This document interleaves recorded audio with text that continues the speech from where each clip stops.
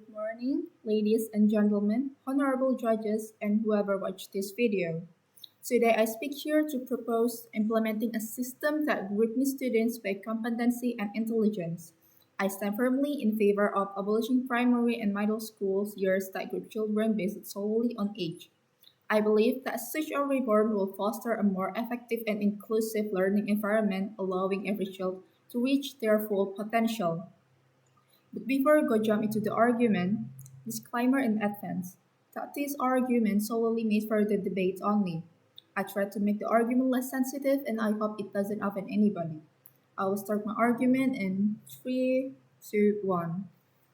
The current education system, which groups children based solely on their age, fails to adequately address the varying levels of competency and intelligence among students.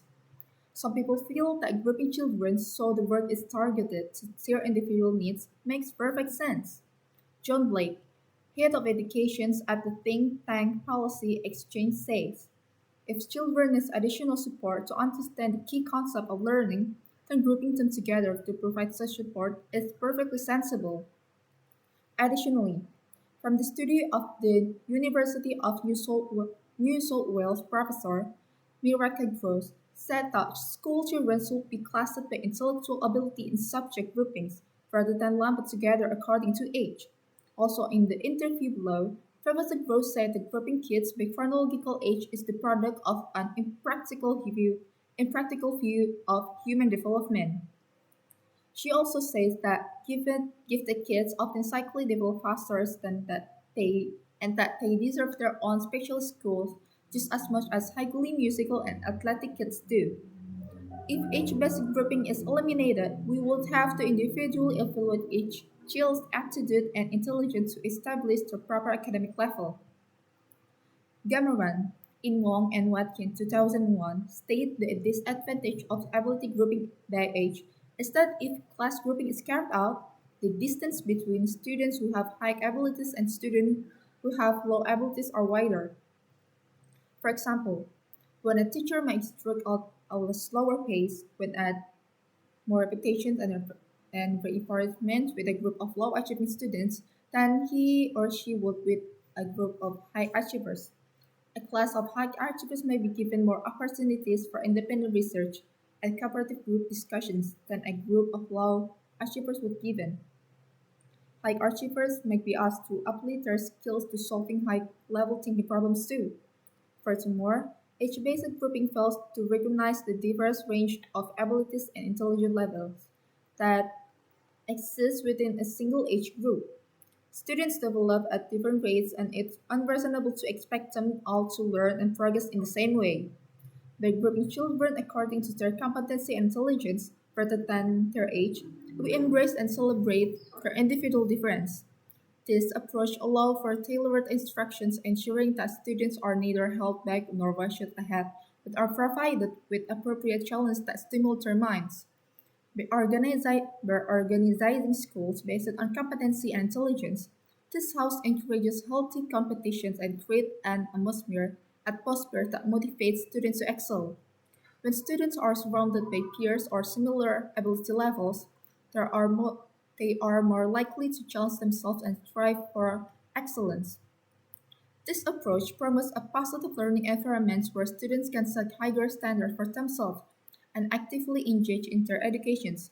When students are surrounded by like-minded individuals, it fosters a sense of camaraderie and encourages collaboration as they work together towards intellectual growth. Abolishing the conventional system of age-based grouping will also aid in eradicating the social shame frequently connected to being behind, requiring additional support.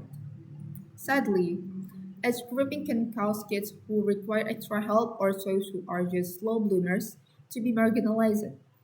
We remove the stigma associated with age-based comparisons and create an equal playing field for all kids by putting an emphasis on competency and intelligence. This transformation will increase their self-assurance and enable them to realize their full potential without worrying about being judged or left out.